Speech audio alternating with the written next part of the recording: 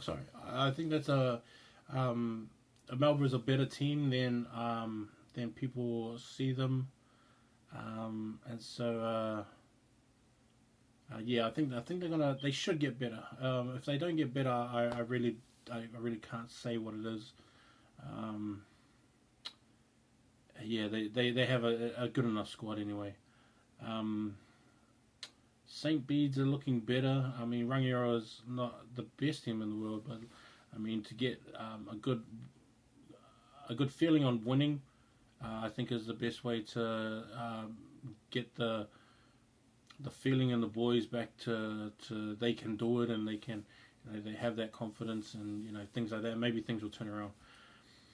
Um, South Otago over Dunstan was a pretty good win. I like that. I thought Dunstan would do a bit better and the score maybe a bit closer, but yeah, I don't know. Maybe they've lost a maybe that one loss was bad enough to sort of sink them a bit. King's High School came back strong. John McGlacians came back strong. St. Kevin's came back strong as well. Waitaki Boys getting a good win. And yeah, as I said before, Napier winning again over Wanganui Collegiate and St. Peter's School.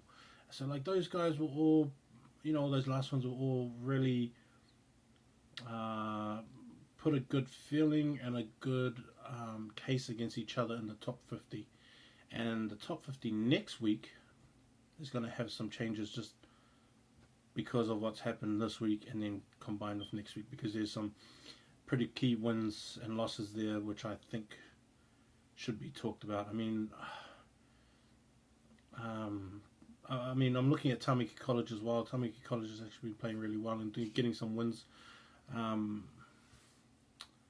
uh, Pakuranga is another one. Edgewater was the one I was surprised at. Losing to St. Paul's. I thought Edgewater had a bit more in him, but I mean St. Paul's. If you come out with the win, you come out with the win.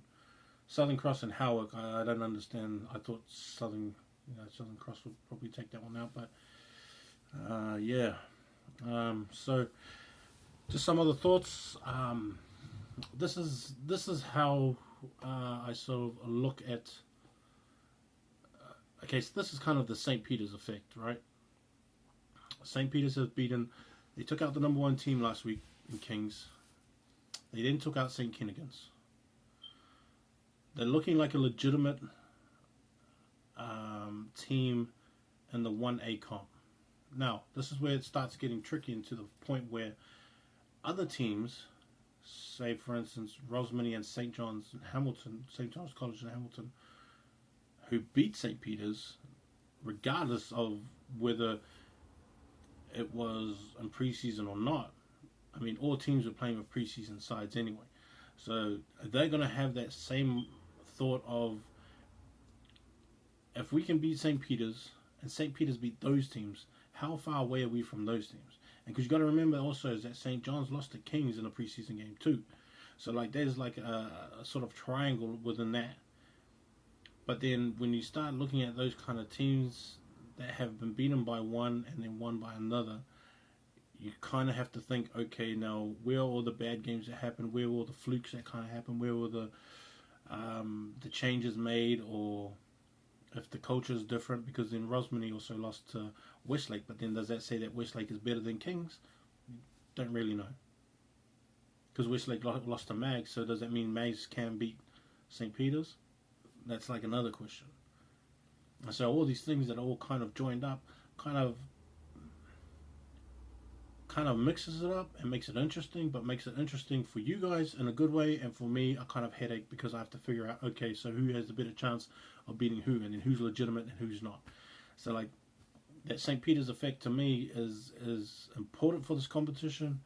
It works well with this competition, but in terms of working the rankings, I really gotta sort of knuckle down and think, how is this going to affect everybody else? And if I rank someone too high or too low, and then it ends up coming towards the end of the year that a pattern of winning or losing actually makes that win the first week or second week look like a fluke, then it kind of messes it up, and then it shows off on then other people's records as well on who beat who. Because if it turns out someone's a fraud kind of thing, or they didn't, that was just one good win, and then everything else from that point was downhill. You know, who's to say? It just makes it interesting. Makes it interesting because I like doing this kind of stuff, and I like trying to figure this kind of stuff out. And of course, I'm going to get it wrong. I know a lot of guys come here. Well, I thought you know, one guy goes, "Oh, well, I thought you were going to, you know, I thought we were going to lose by this much, but we only lost by this much." I said, "Bro, but you still lost. So you're trying to take the most positive thing out of it that you still lost." I was like, "Why wouldn't you annoyed that you just lost the game?" That's my train of thought anyway. It's like, you're trying to get me on a technicality that you said we're going to lose by this much, but we didn't. We lost by this much. Bro, you still lost. I didn't see where your happiness comes from with that. But anyways, it's going to be interesting. If St. Peter's can keep stringing these along, you know, it's going to be great for that team. And Alec and Harry, who are leading the team, are doing the best job at it, and they deserve that kind of recognition. So let's see how far this Peter's Armies goes. And make sure you go support St. Peter's if you're a St. Peter's boy. I know one of my close family members is a St. Peter's pretty hard out, and so he's happy right now too. Let's see how this goes and see how it affects the game and affects the rankings, and we'll see if St. Kinnigan's and Kings can bounce back. But if this keeps going with St. Peter's, you know, sort of all glory to them, I guess. All right, check it out. Make sure you jump on all my social medias, on my Snapchat HS Top 200, also on my Twitter at HS Top 200, on my Instagram, which is gonna get better. It's gonna get better. I'll start working on that as well. That's at the real HS Top 200, and then jump on my Facebook and share all of these things around. Please film your Hakas and then send them to me so I can put them online, because Hastings and Lindisfarne got such a massive response. And I don't think you guys realize how much of a response they got, but in terms of reach for that, they were in the thousands on thousands, like 18,000 or something. 18,000 people seen like their Hakas. So send me your Hakas. These don't just stay here in New Zealand. I got a lot of people. There's 65 people following High School Top 200 around the world. So your alumni that are around the world, they want to see what you guys look like. They want to see how well you guys are doing, and they love seeing Hakas. So please send in your Hakas. Get your mates to do it. If you're playing, obviously get your mates to do it. Send it through. All you guys who are hard out, fans of your alumni and your team, film them, send them in to me so I can put them on the Facebook page and also on the website, and we can show everybody all the mean Hakas that we have around the country. Okay, keep in touch. Subscribe to the page, because I'll be putting stuff on my page that I don't put on any other social media. So subscribe to YouTube, and yeah, stay in touch. It's been a good week, guys. Let's keep this going. Peace.